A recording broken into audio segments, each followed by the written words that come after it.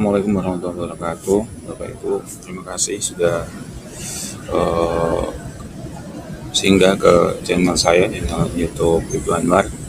Bapak Ibu, hari ini saya akan membahas terkait dengan masih RHK ya, RHK PMM pada tahapan observasi. Kemarin ada pertanyaan dari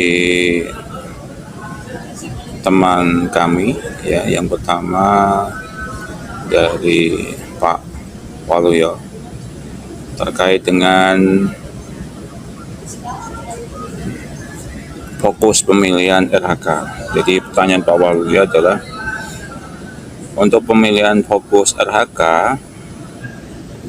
boleh tidak memilih satu dari 3 fokus perilaku? Bagaimana pengaruhnya dengan penilaian? Apakah memilih 1, 2, atau 3 fokus perilaku ada perbedaan bagian hasil nilai akhir? Izin menjawab ya Pak Waluyo. Untuk fokus RHK kita diperbolehkan memilih 1 atau 2 fokus, atau semuanya kita ambil ya Pak. Untuk penilaian ini tidak ada perbedaan. Artinya misal kita milih fokus RHK, perbaikannya itu 1 fokus perilaku atau 2 fokus perilaku, tetap penilaiannya itu pada keterlaksanaan hal yang harus kita lakukan. Misalkan kita pilih 1 fokus perilaku, terus di situ akan ada 3 hal yang harus dilakukan dan 3 hal yang tidak boleh dilakukan. Apabila 3 hal yang harus kita lakukan itu terlaksana semua, maka kepala sekolah akan memberikan tanda centang sudah dilaksanakan. Nah, berarti perbedaannya hanya di situ, Pak. Kalau fokus perilaku tidak kita laksanakan, maka ada tanda centang di bagian tidak dilaksanakan. Nah, ini nanti kembali dampaknya adalah pada perbaikan.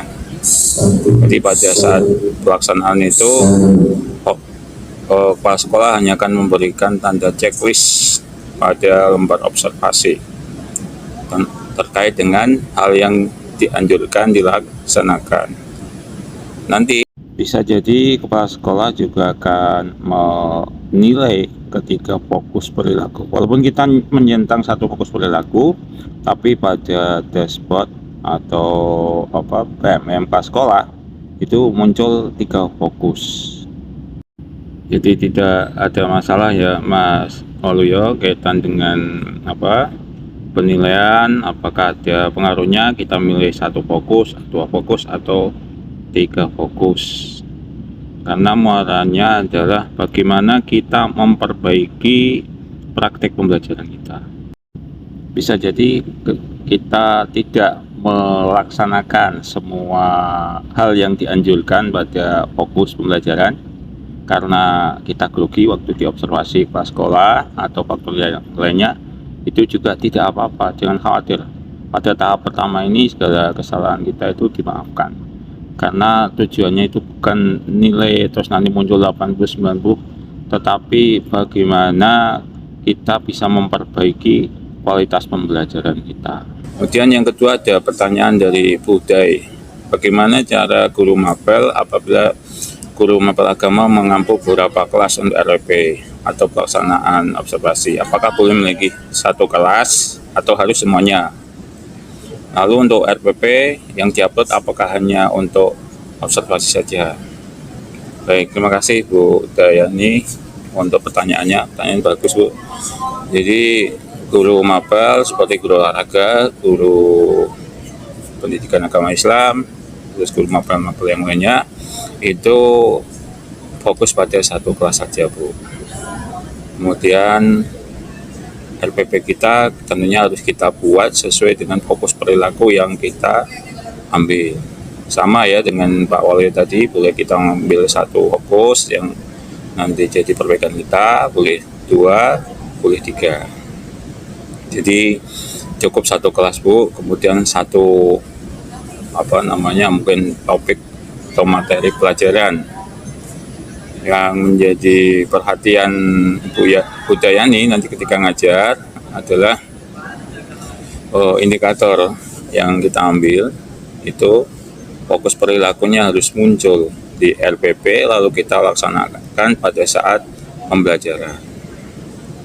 Seperti itu ya Bu Dayani.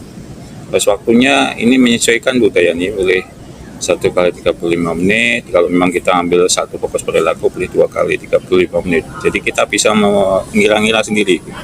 Kalau kita ngambil satu fokus perilaku, itu kira-kira cukup enggak 1 kali 35 menit. Kalau cukup ya sudah waktunya itu. Selanjutnya yang ketiga, pertanyaan dari Bu Harti ya. Bagaimana untuk guru yang mengampu kelas menggunakan kurikulum 13? Apakah RPP tematik yang digunakan ataukah boleh apakah RPP tematik 6 jam pelajaran atau boleh 2 jam pelajaran? Oke Bu, untuk RPP-nya tetap ya Bu, kalau masih kurikulum 13 pakai RPP, bukan modul ajar. Kemudian kembali sama seperti Bu Dayani, alokasi waktu bisa 1 jam pelajaran, 2 jam pelajaran sesuai dengan fokus perilaku yang kita ambil. Terus pertanyaan yang keempat dari Bu Jumilah, Pak Ibnu, saya salah kumpulkan padahal RPP belum saya upload. Baik Bu Jum, kalau RPP belum kita upload tapi sudah kita kumpul kirim, tidak apa-apa Bu Jum. Yang penting nanti pada saat diobservasi RPP-nya atau modul ajarnya siap, jadi kepala sekolah bisa ada panduan apakah kegiatan mengajar kita sudah sesuai dengan fokus perilaku. Dan jangan lupa ya, komunikasi selalu dengan kepala sekolah.